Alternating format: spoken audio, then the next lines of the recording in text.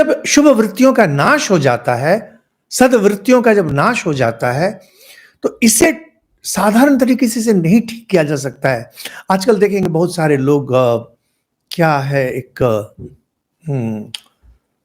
बहुत सारी पुस्तकें निकलनी शुरू हुई हैं लाइफ मैनेजमेंट को लेकर के। क्या सेल्फ डेवलपमेंट ऐसे क्या सब है। ये लोग हमें सिखाते हैं यह कीजिए वह कीजिए। नहीं, जब आपको लगता है कि आपकी सद्वृत्तियां कम हो गई हैं, आपके अंदर की अशुभ शक्तियां बढ़ गई हैं, तब एक ही उपाय रहता है। आपके अंदर में जो नित्य शक्ति है जगन माता, उनकी स्तुति करके आपके अंदर अंतर्यामी भगवान उन्हें जगाया जाए। वे जब जगते हैं तो फिर सब कुछ ठीक हो जाता है। और आश्चर्य की बात यह है, आप स्वयं यह कर सकते हैं अपने लिए, और आपके लिए कोई और भी कर सकते हैं।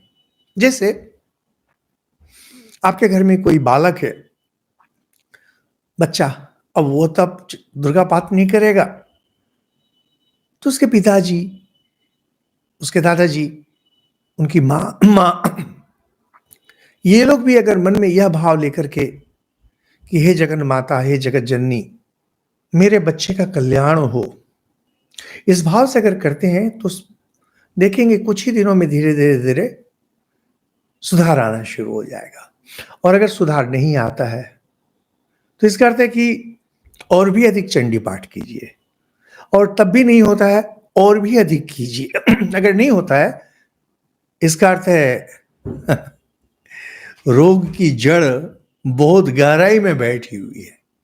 व्यक्तिगत तौर पर मैं आपको बतला सकता हूं कि देखिए, मैं तो वेदांती सन्यासी हूं। वैसे रामकृष्ण मिशन में हम लोग वेदांत, शाक्त, वैष्णव इसको अलग दृष्टि से नहीं देखते हैं, हम लोग सामग्रिक रूप से देखते हैं। तो चंडी हम लोग का मूल ग्रंथ नहीं है, हम लोग उपनिषद गीता परंपरा के हैं।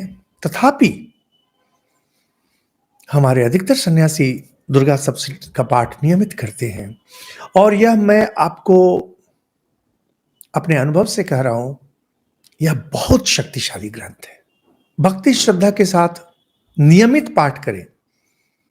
दिन में एक अध्याय, एक हमारे परिचित हैं, उन्होंने कहा कि वे केवल चतुर्थ अध्याय और क्या क्या, मतलब नहीं, ऐसा मत कीजिए।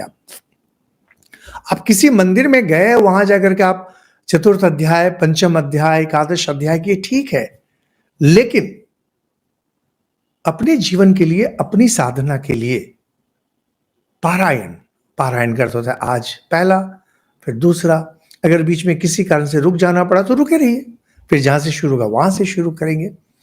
तो इसके करने से आपके अंदर महामाया, आपके अंदर महामाया विराजमान है, उनकी कृपा होगी, और उनकी जब कृपा होगी तभी आपके अंदर का आत्म तत्व जगेगा, और दुष्ट संहार में वे उतरेंगे। दुष्ट संहार आपकी अशुभ वृत्तियां, आपकी अशुभ प्रवृत्ति, काम, क्रोध, लोभ, मोह, ये सब जो है ना, ईर्ष्या, द्वेष, इनका नाश होगा। साथ में आपको प्रार्थना करनी पड़ेगी, मेरा यह दूर हो जाए दोष।